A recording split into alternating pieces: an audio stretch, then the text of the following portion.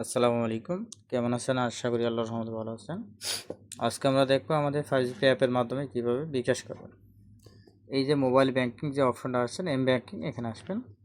এখানে আসার পরে আপনি এখানে নগদ দেখতে পাচ্ছেন এবং বিকাশ দেখতে পাচ্ছেন। আপনি যেই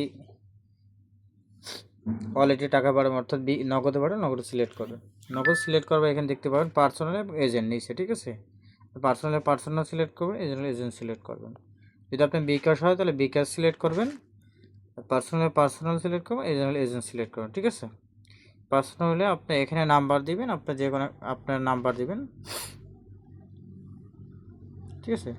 আমি একটা নাম্বার দিলাম, ঠিক আছে? আপনি আপনার কাস্টমারের নাম্বার দিবেন, তারপর এখানে অ্যামাউন্ট উঠবে, কত টাকা দিবেন। সর্বনিম্ন এখানে 400 টাকা মিনিমাম অ্যামাউন্ট দেওয়া আছে বর্তমানে। ভবিষ্যতে লিমিট আরও কম বেশি করা যায়, হতে পারে। ধরেন 500 টাকা বাড়াবেন। 500 টাকা বাড়ালে আপনার এখানে আপনার যে পিন, 4 সংখ্যার যে পিনটা আছে, পিন দিবেন। আপনি এখানে বর্তমানে কমিশন পাচ্ছেন 500 টাকা 25 পয়সা, ঠিক আছে?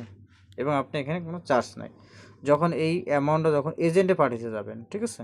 যখন এজেন্টে পাঠাবেন টাকাটা, তাহলে আমি এজেন্টে পাঠাবো, এই জন্য এজেন্ট সিলেক্ট করবো। আমরা ধরুন এজেন্ট সিলেক্ট করার সাথে 500 টাকা যখন এখানে উঠাবেন, সাথে সাথে 10 টাকা এই যে চার্জ অটোমেটিক যোগ হয়ে যাবে। অর্থাৎ আপনি কাস্টমার কত টাকা পাইবে ওই টাকার অ্যামাউন্টটা উপরে লিখবেন।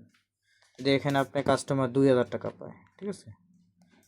2000 টাকা পাইলে 2000 লিখলে আপনার যে খরচ হবে 2040 টাকা। অর্থাৎ যে ক্যাশ আউটের চার্জটা ওটা অটোমেটিক যোগ হয়ে যাবে বর্তমানে।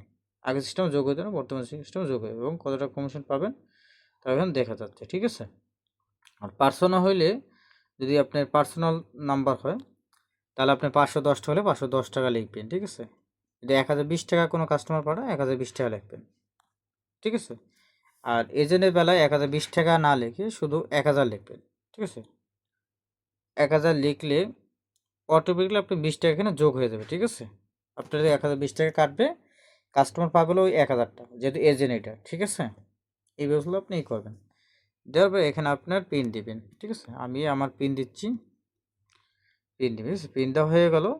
তারপর এখানে রিকোয়েস্ট সাবমিট করবেন, ঠিক আছে? আমি রিকোয়েস্ট সাবমিট করে দিলাম।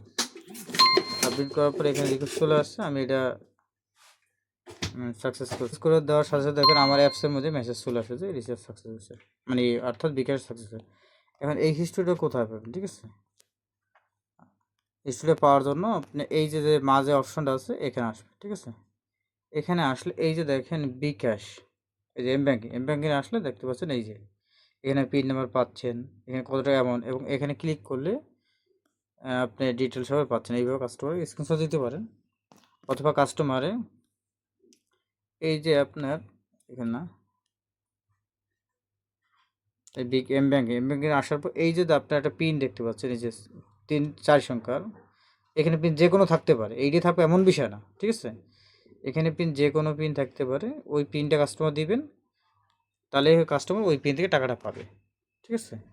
এই বছর আপনি বিকাশ এবং নগদ থেকে টাকা পাঠাবেন। ধন্যবাদ, ভালো থাকেন।